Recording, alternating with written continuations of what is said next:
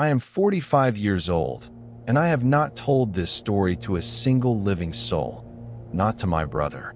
Not to the priest who heard my confession the winter I turned 40. Not even to her. The woman I married. The woman who gave me 2 children. The woman who is no longer here. That I am telling it now because I have nothing left to lose. Outside my window, snow is falling. It falls the way it always does in this part of the country, slow, indifferent, as if the sky has forgotten how to stop. I sit in the same chair I have sat in every winter for 20 years. I hold a cup of tea that has gone cold, and I watch the tree line at the edge of the yard, where the dark begins. That I watch it the way a man watches something he knows is watching him back. That my name does not matter. What matters is that I was 25 once, and I climbed a mountain in Hokkaido, and I met something on that mountain that should not exist. And yet I have spent the rest of my life knowing that it does. What matters is what I promised her, and what I did with that promise. 20 years later, it was February 1983. I was young in the way that men are young before the world has had its turn with them, certain, a little reckless, completely unaware of what I did not know. That I had come to Hokkaido with 2 friends from university, Kenji and Daisuke. We were not serious mountaineers. We were young men who wanted to say we had done something difficult, something that would make a story worth telling at a party. Hokkaido in winter was that story that we had around. We had equipment. We had checked the forecast, which said the storm would hold off until Sunday. The storm came Saturday night. That it came the way bad things often come. With no announcement, no gradual warning. 1 hour the sky was iron gray and still. The next, the wind was a living thing, pressing against my chest, filling my eyes with light. Kenji lost his footing on a slope above the tree line and twisted his ankle badly enough that he could not walk on it. Daisuke helped him. I went ahead to find shelter, some outcropping of rock, anything. I found a small emergency hut. The kind mountain rescue places at intervals for exactly this reason. Barely large enough for 3 men to lie down. A rusted latch, a wooden board nailed over a gap in the wall where the wind came through. I waved the signal light. They saw it. They came. We made it inside, just as the storm turned serious. By midnight, the temperature inside the hut was below freezing despite our sleeping bags. The wind had found every crack. Kenji's ankle was swelling. Daisuke had fallen into an uneasy sleep, his breath clouding in front of him. I sat with my back against the wall, watching the door shake in its frame, and I thought, if this gets worse, one of us is not going to make it out. It got worse. Somewhere around 2 in the morning, the outer wall on the western side collapsed. Not loudly, not dramatically. It simply gave one long groan, and then a cascade of snow and broken wood. And then the full force of the Hokkaido winter was inside the shelter with us. Daisuke woke screaming. Kenji was already awake. I heard him pray once, quickly, the way people pray when they believe they are about to die. The cold that entered that hut was unlike anything I had felt before. It was not just temperature. It was presence. It was the cold of something enormous and very old, pressing down through the mountain and the dark and the storm, reminding us that we were small and warm and temporary. That was when the door opened. The door did not blow open. It opened, deliberately, with the specific, unhurried movement of something that does not need to hurry. And she stepped inside.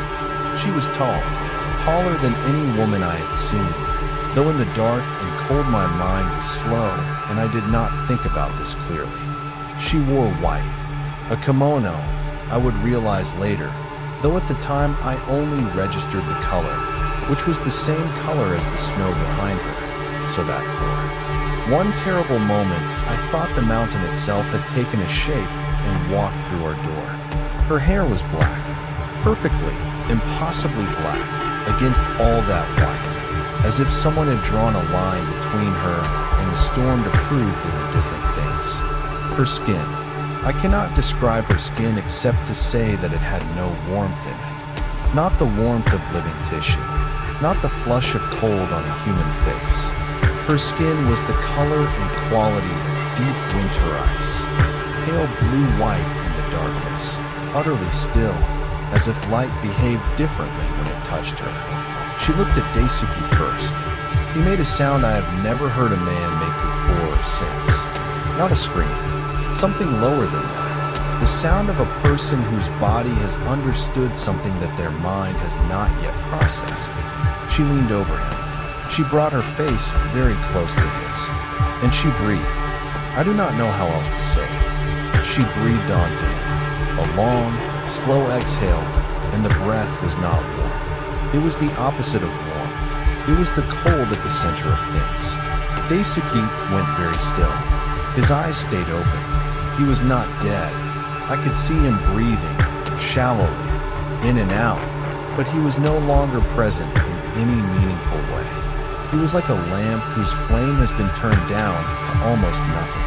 She did the same to Kenji. Then she turned to me. She crossed the collapsed hut in 2 steps that made no sound.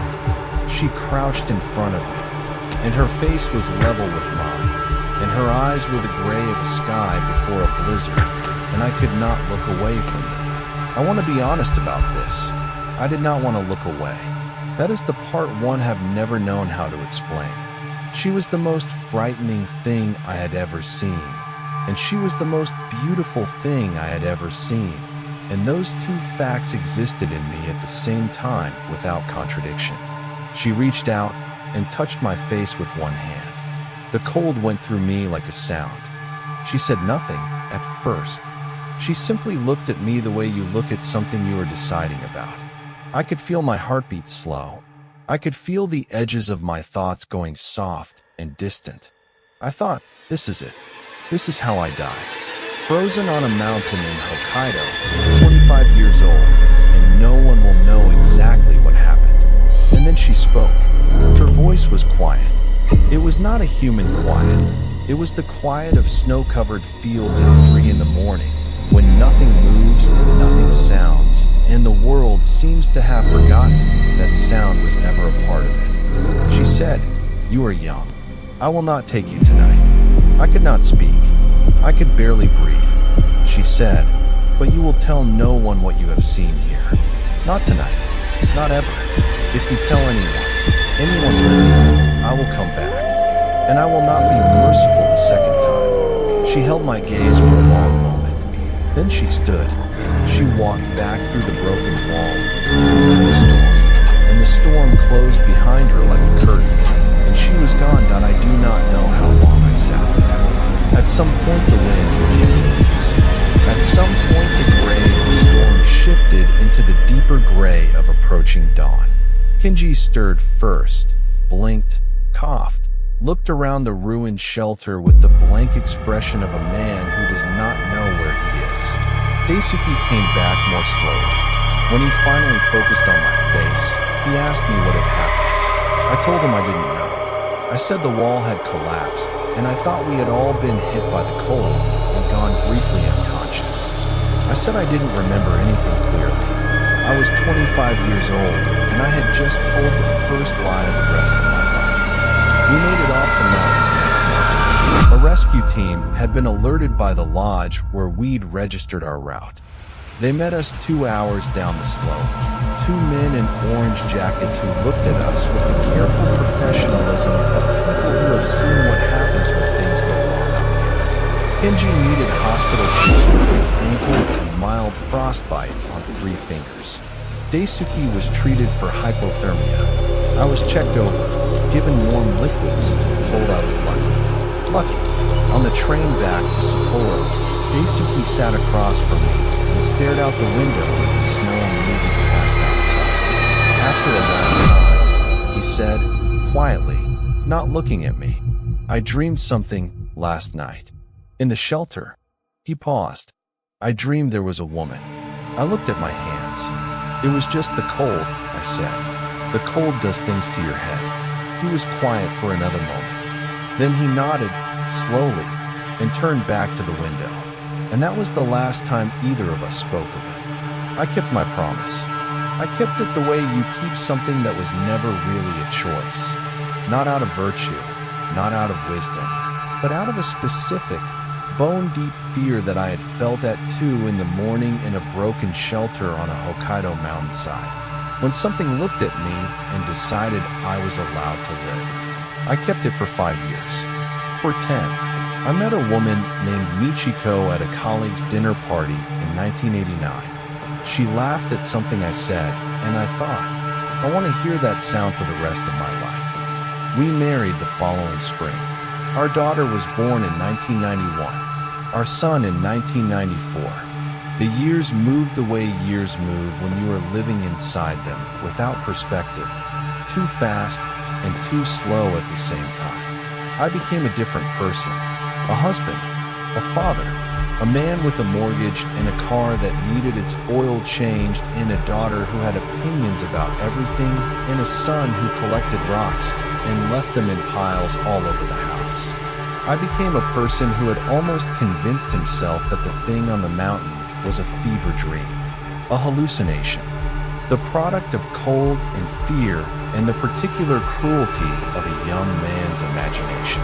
Almost every winter, when the first snow came, I would wake at 2 in the morning and lie very still and listen to the silence of the house. And in that silence I would hear, or believe I heard, a sound at the edge of hearing. Not quite wind, not quite breathing, just a cold, slow exhale at the edge of the room. I never looked. 20 winters is a long time to carry a secret. I want to be clear about what it costs. Not in the dramatic way that stories like to present these things. Not a slow madness, not trembling hands, not sleepless nights every night. It is quieter than that. It is subtler and in some ways worse. It costs you a kind of intimacy. Michiko was a perceptive woman. She still is. I want to be careful about the tense, because she is alive. She is not gone in that way, only gone from this house. And she noticed, over the years, that there was a room inside me she was not allowed into. She never named it. She was too careful, too respectful of the walls people build inside themselves. But I would catch her watching me sometimes in February, when the snow was heavy on the garden and I stood at the window with my cold tea. And her expression was the expression of a woman who has accepted that she does not know her husband completely. That look was the thing I found hardest to carry. Our children grew. Our daughter left for university in Tokyo. Our son developed a serious interest in geology. Those rocks, it turned out, were not a phase, and spent his summers on field trips that made me pray in a non-specific, agnostic way for his safety near mountains. I turned 40, then 42, then 45. The winter I turned 45 was the coldest in a decade. The snow came in November, which was unusual, and kept coming in a way that felt pointed, as if the weather had an intention. Michiko's mother was ill, and Michiko had traveled to Osaka to be with her, taking 2 weeks that stretched into 3. The house was quiet in a way that houses are only quiet when the people who fill them are absent. I sat at the window every evening. I drank my cold tea. I watched the tree line, and I thought about 20 years of silence. I thought about the look on Michiko's face. I thought about all the things a marriage is made of and all the gaps that a secret leaves in that making. I thought, she deserves to know who she married. I thought this for 2 weeks, and then she came home. I told her on a Thursday. There is nothing significant about Thursday. It was not an anniversary. It was not a significant date in any way I could name afterward. It was simply the night that the snow was falling in a particular way, slow and steady and very quiet. And Michiko was sitting across from me at the kitchen table with her hands wrapped around her own cup of tea, and she looked at me with that look, the one I had seen for 20 years, and I thought, I cannot keep this from her any longer. I told her everything. I told her about the mountain and the broken shelter and the cold that felt like presents. I told her about the woman in white with the black hair, ice blue skin, and the eyes the color of the sky and I told her what the woman had said and what I had promised. I told her that I had kept that promise for 20 years. I told her that I was sorry. Michiko listened without interrupting. This was characteristic of her. She had a quality of attention that made you feel, when you spoke to her, that your words were being taken seriously. She held her cup. She looked at me. When I finished, she was quiet for a long moment. Then she said, "You've been carrying this since before we met." "Yes," I said. She said, "Why now?" I said, "Because I love you more than I am afraid of her." Michiko looked at me for a long time after that. And then she did something I had not expected. She reached across the table and put her hand over mine. She said, "I'm glad you told me." I went to bed that night feeling, for the first time in 20 years, that I had set something down that I had not realized I was carrying. I slept deeply, without waking at 2 in the morning. When I woke at 7, the light was the white, diffused light of heavy snow, and the house was very quiet, and Michiko was not in the bed beside me. I thought at first she had risen early. I went downstairs. Her cup from the night before was still on the table. The tea inside it was cold. I called her name. The house gave it back to me. I went to the front door.